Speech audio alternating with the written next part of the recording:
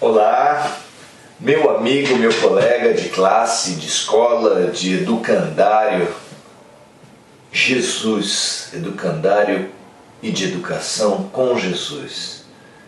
Estamos aqui nesse nosso exercício tentando fazer da nossa cultura religiosa, que nos tem sido prisão, um impulso pela sua própria transformação, pela nossa própria transformação. Vamos lá? A gente vinha falando de uma passagem em que Jesus elogiava um centurião pela sua fé, que, diz ele, não havia encontrado entre os próprios conterrâneos, entre os próprios judeus. Nessa sequência ele vem falar para a gente que eu vos digo que muitos virão do Oriente e do Ocidente e assentar-se-ão à mesa com Abraão, Isaque e Jacó no reino dos céus. Pessoas consideradas gentios, consideradas impuros pela cultura judaica, virão do Oriente e do Ocidente e entrarão no reino dos céus, disse Jesus. Mas os filhos do reino serão lançados nas trevas exteriores, onde haverá prantos e ranger de dentes. As sociedades todas sempre dividiram-se entre o nós e eles, no caso da Roma, entre os romanos, os patrícios, e os estrangeiros, como os judeus e os gentios, os romanos e os bárbaros, os japoneses e os decassegues. É muito comum que as culturas façam essa separação, as religiões também façam essa separação, todos os lugares como egos expandidos, todas as identidades que julgamos ser nós mesmos, fazem isso. Numa base a partir da qual tem se verificado, tem se erguido guerras, perseguições, competições, disputas as mais mesquinhas e as mais violentas.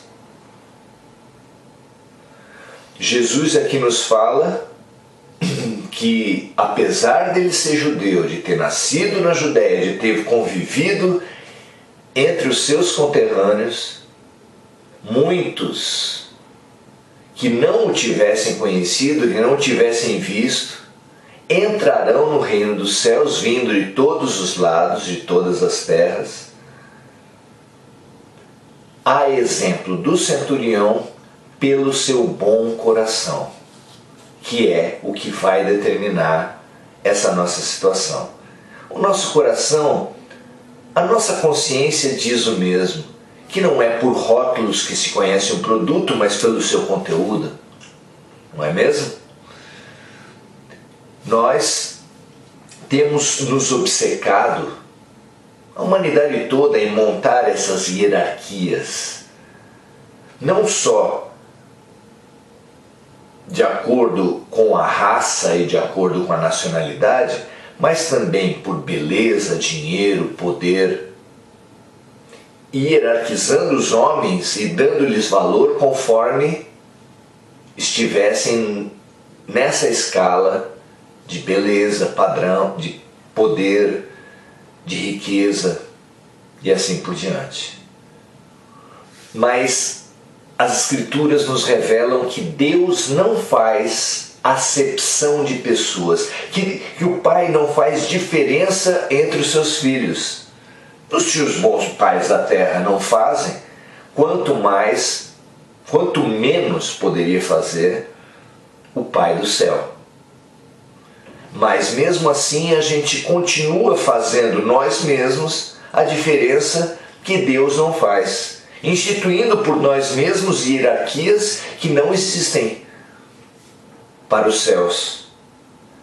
Então, é interessante pensar essas hierarquias, essas diferenças, perante os valores eternos.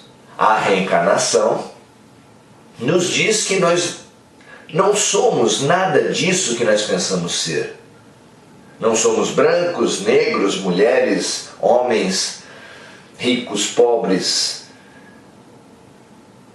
Que nós somos espíritos num processo de evolução e que momentaneamente envergamos essa ou aquela roupa. Mas que essas roupas, evidentemente, não são aqueles que as usam. Apenas lhe dão cores momentâneas.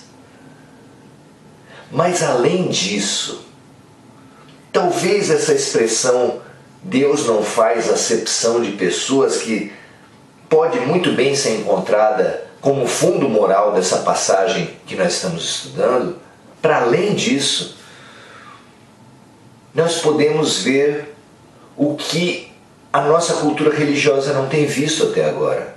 Que Deus também não faz diferença entre pecadores e virtuosos.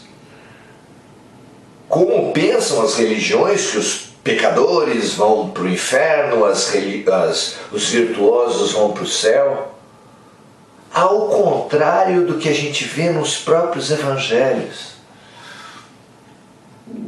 Não é pelos erros e pelos acertos que as pessoas vão ser mais valorizadas ou menos. Isso é uma grande novidade.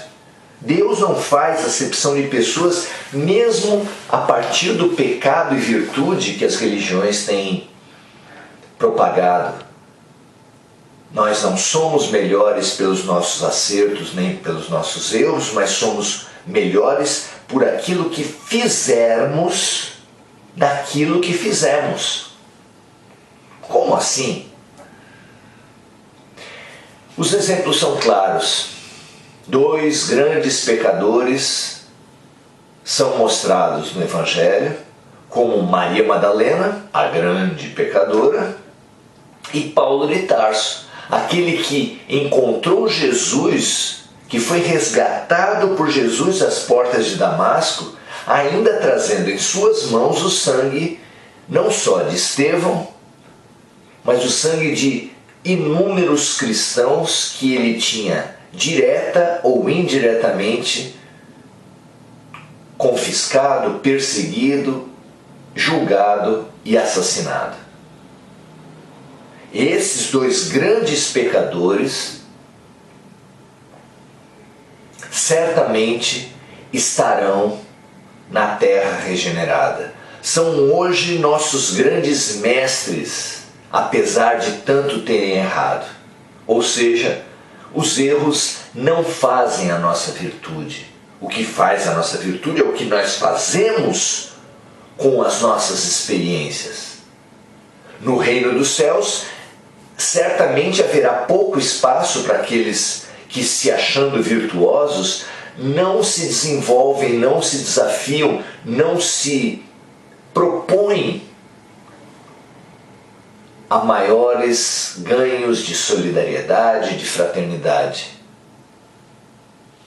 Escondendo-se atrás de eu não faço mal para ninguém, eu não cometo os pecados de Moisés. Não, a virtude negativa de Moisés foi ultrapassada pela virtude positiva de Jesus. Se Moisés falava, não julgarás, não prestarás falso testemunho, não cobiçarás a mulher do próximo, não matarás, Jesus não usa o não.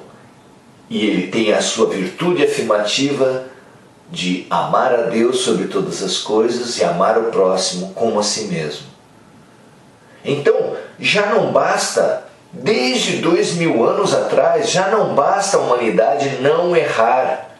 Nós somos chamados, conclamados por Jesus a acertar, a realizar o bem, a manifestar o Deus que existe dentro de nós, o amor que nós trazemos no fundo de nós mesmos.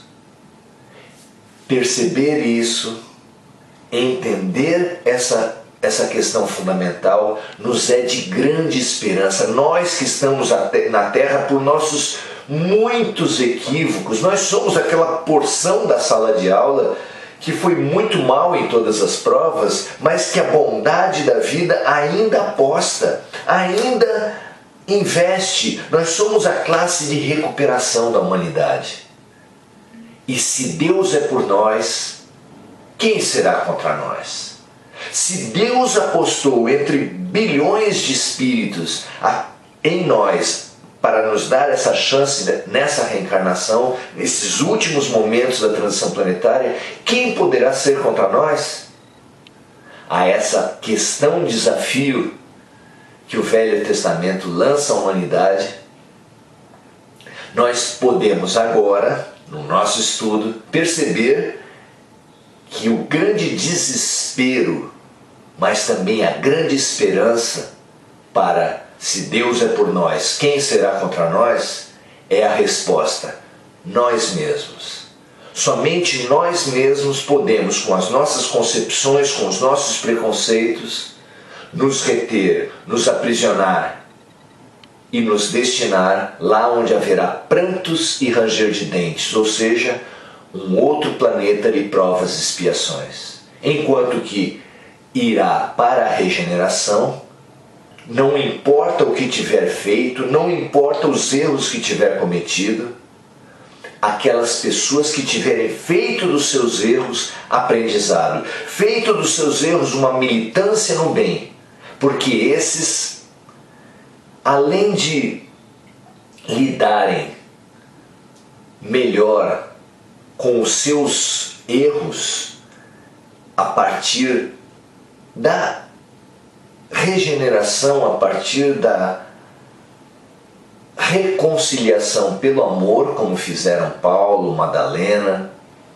Dona Cida do Hospital do Fogo Selvagem, Chico Xavier, mas também se erguerão para não errar mais, porque o amor cobre a multidão dos pecados. Que nós lembremos-nos de Jesus, porque Ele é a nossa esperança. Nós, grandes errados, grandes pecadores, temos esperança, temos grande possibilidade nessa vida, agora mesmo, se nos voltarmos ao bem. Olhemos as grandes figuras, olhemos os evangelhos, olhemos para Jesus e sigamos de verdade o nosso Mestre. Assim seja, meu amigo, minha amiga, até a próxima.